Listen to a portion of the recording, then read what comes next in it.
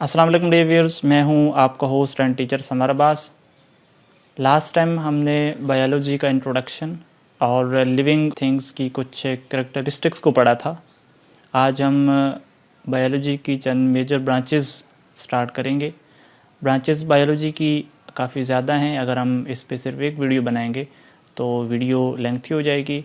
सो मैंने इनको 2 या 3 पार्ट्स में तकसीम किया है ताकि ज़्यादा लंबी ना हो वीडियो। तो आपने इस वीडियो को पूरा देखना है और अगर इस के एंड पे आपको कोई टॉपिक, कोई ब्रांच, कोई चीज़ समझ ना आए तो आपने कमेंट सेक्शन में अपना सवाल लिखना है। हम कोशिश करेंगे कि आपको इसका जवाब दें।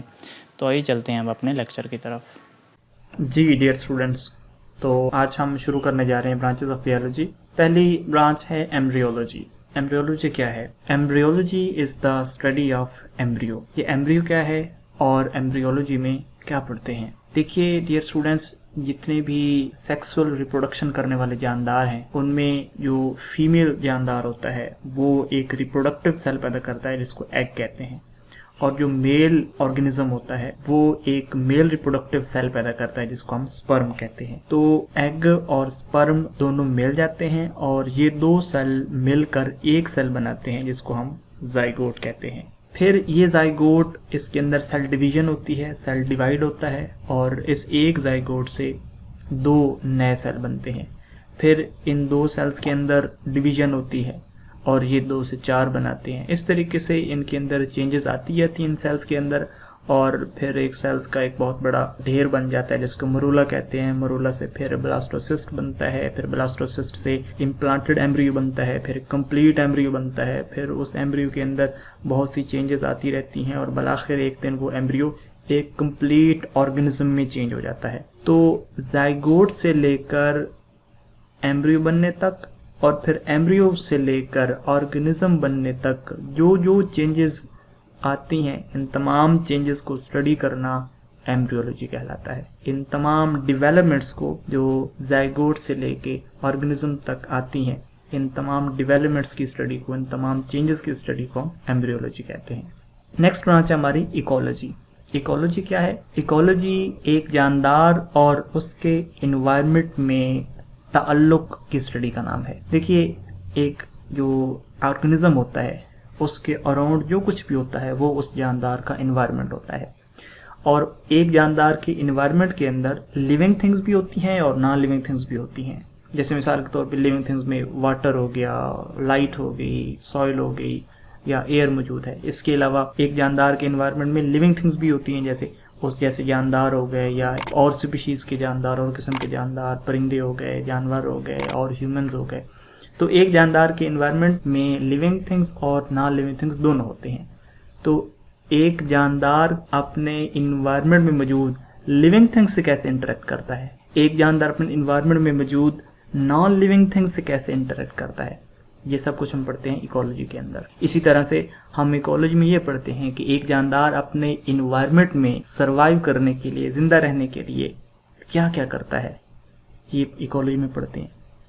एक जानदार का इन्वायरमेंट अगर नॉर्मली फंक्शन नहीं कर रहा, अगर प्रॉपर्ली काम नहीं कर रहा, एक जानदार का इन्वायरमेंट डिस्टर्ब्ड है, तो उस इन्वायरमेंट में मौजूद वो जानदार क्या करेगा, उस पर क्या असर पड़ेगा। तो ये सब कुछ हम पढ़ते हैं इकोलॉजी के अंदर। एक हमारी ब्रांच है फिजियोलॉजी। फिजियोलॉजी में हम एक जानदार के जो मुख्तलिफ बॉडी पार्ट्स होते हैं उन बॉडी पार्ट्स के फंक्शन को स्टडी करते हैं कि एक पार्ट का क्या फंक्शन है और ये फंक्शन कैसे अंजाम पाता है। आप यूं कह लें कि हम ये पढ़ते हैं कि एक जानदार का जो बॉडी है वो कैसे फंक्शन परफॉर्म करता है, एक जानदार के जो मुख्तलिफ पार्ट्स हैं वो कैसे फंक्शन परफॉर्म करते हैं, और फिर इसी तरीके से वो पूरा जानदार एक कैसे फंक्शन परफॉर्म करता है। एक जानदार का जो एक मखसूस फंक्शन है वो मखसूस फंक्शन कैसे अंजाम पाता है, उसका मैकेनिज्म क्या होता है। जैसे मिसाल के तौर पे जानदारों का एक फंक्शन डाइजेशन है। मतलब ह्यूमन की अगर हम बात करें तो ह्यूमन का एक फंक्शन, जहाँ पे और बहुत से फंक्शन है वहाँ पे एक फंक्शन डाइजेशन है, खुराक की डाइजेशन। एक जानदार के अंदर ये डाइजेशन कैसे अंजाम पाती है, ये फिजियोलॉजी होगी। इसी तरह से प्लांट के अंदर एक फंक्शन है जिसका नाम है फोटोसिंथेसिस। तो ये फोटोसिंथेसिस का मैकेनिज्म क्या है, ये फोटोसिंथेसिस कैसे अंजाम पाता है।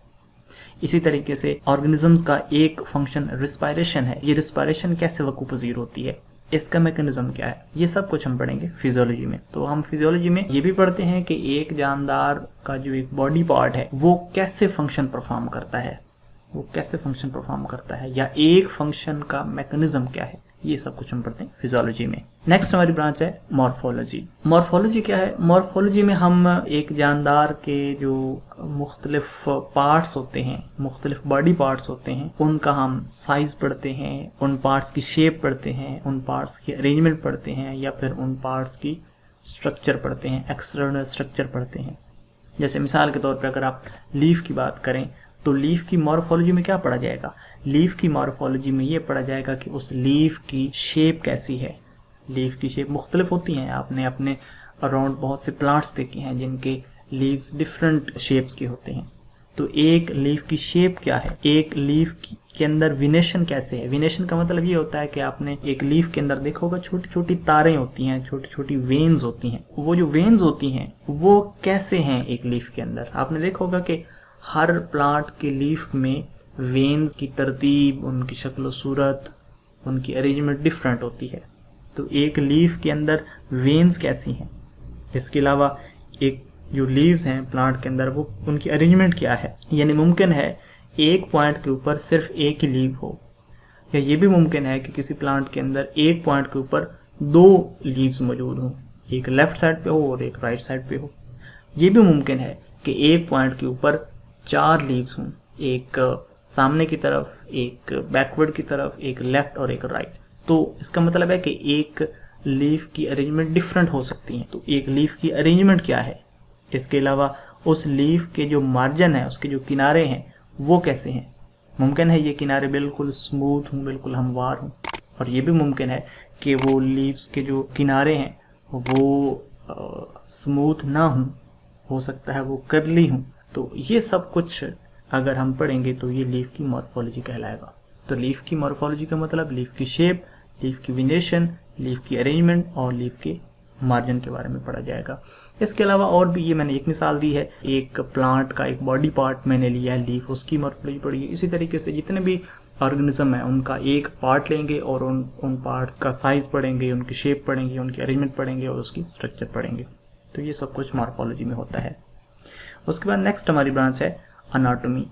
अनाटोमी में क्या किया जाता है, अनाटोमी में जो जानदारों के इंटरनल ऑर्गन्स होते हैं उनकी स्ट्रक्चर पढ़ी जाती है, उनकी डिटेल्ड स्ट्रक्चर पढ़ी जाती है। जैसे मिसाल के तौर पे अगर मैं ह्यूमन की बात करूं तो ह्यूमन के बहुत से ऑर्गन्स हैं, जैसे उसकी आई है, उसका हार्ट है, उसका स्टोमिक है, उसका लिवर है, तो बहुत से ऑर्गन है। तो अगर एक ऑर्गन को लेके उसकी डिटेल स्ट्रक्चर पढ़ी जाए कि वो उसके अंदर कौन कौन से टिश्यू हैं और वो टिश्यू में सेल्स कैसे अरेंज्ड हैं और उसकी अंदरूनी साख्त कैसी है, तो ये सब कुछ अगर हम पढ़ेंगे तो वो उस ऑर्गन की अनाटॉमी होगी। उसके बाद नेक्स्ट ब्रांच है हमारी हिस्टोलॉजी। हिस्टोलॉजी में क्या पढ़ा जाता है, हिस्टोलॉजी में टिश्यूज को पढ़ा जाता है। अभी हम इस चैप्टर में जब आगे जाएंगे तो हम पढ़ेंगे जानदारों के अंदर ऑर्गेनाइजेशन, लिविंग ऑर्गेनाइजेशन कैसे होती है। तो उस ऑर्गेनाइजेशन में एक लेवल ऑर्गेनाइजेशन का टिश्यू भी होता है। ये जो टिश्यू होते हैं सेल से मिलकर बनते हैं। तो ये जो टिश्यूज़ हैं इनकी स्टडी करना हिस्टोलॉजी कहलाता है। जैसे मिसाल के तौर पे हमारे मसल टिश्यू हैं, इनकी स्टडी करना, या एपिथेलियल टिश्यू हैं इनकी स्टडी करना, या वेस्कुलर टिश्यू हैं प्लांट्स के अंदर, इनकी स्टडी करना, ये सब कुछ स्टडी करना हिस्टोलॉजी कहलाता है। तो डियर स्टूडेंट्स, ये थी चंद एक इम्पॉर्टेंट ब्रांचेस बायोलॉजी की। जो बाकी कुछ ब्रांचेस हैं उनमें से कुछ हम नेक्स्ट लेक्चर में पढ़ेंगे। अगर आपको इनमें से किसी भी टॉपिक की किसी बात की समझ ना आई हो, कोई प्रॉब्लम हो, कोई डिफ़िकल्टी हो, तो ज़रूर कमेंट सेक्शन में लिखिए, हम आपको जवाब देंगे। Thank you.